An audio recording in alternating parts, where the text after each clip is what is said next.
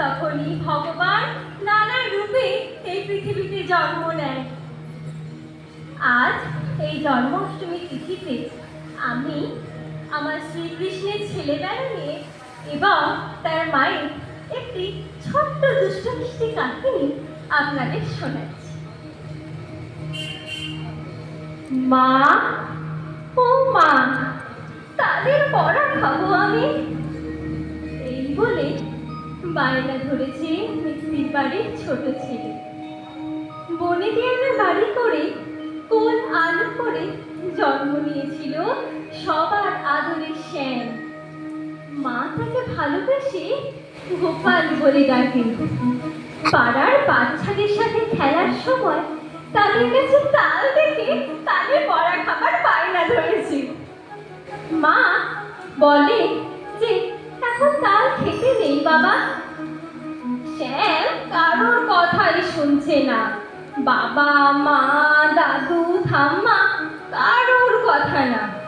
এসব দেখে মা বলেই ফেলেন, আচ্ছা বাবা, আজকেই আমি আমার গোপাল সোনাকে তাদের বড়া বানিয়ে খাওয়াবো।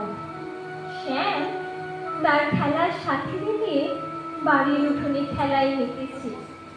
এমন সময় মা এসে বলে, আজকে একটা গল্প শোনাই আমার গোপাল সোনাকে। কিসের গল্প মা? আমার তাদের বড়া খাওয়াবো তো বাবা, আগে গল্পটা শুনে নি। আজ থেকে কয়েক যুগ আগে তোমার মতো ফুটফুটে শিশু জন্মেছিল এই বিশ্ব ব্রহ্মাণ্ডের কোল আলু করে। বিশ্ব ব্রহ্মাণ্ড কি মা? এই যে এত বড় আকাশ দেখছো, ঠিক ওই রকম। ও আচ্ছা, বুঝতে পেরেছি।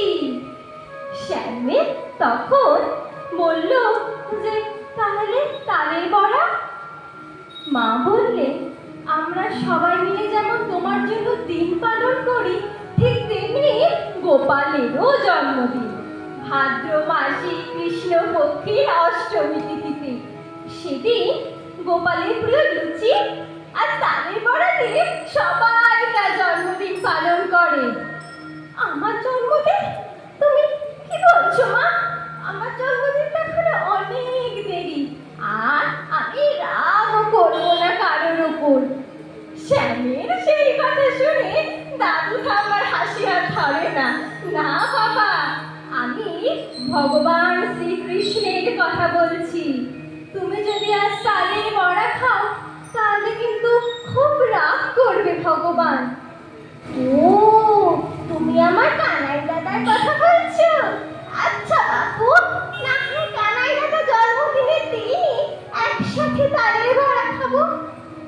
এবারেও তিনি অধর্মকে গ্রাস করার জন্যই তিনি আবার ধরাধামে গোপাল রূপে জন্ম নিয়েছিলেন। গীতাতে তিনি বলে গেছেন তাই, यदा यदा हि धर्मस्य ग्लानिर्भवति भारत अभ्युत्थानम् अधर्मस्य तदात्मानं सृजाम्यहं परित्राणाय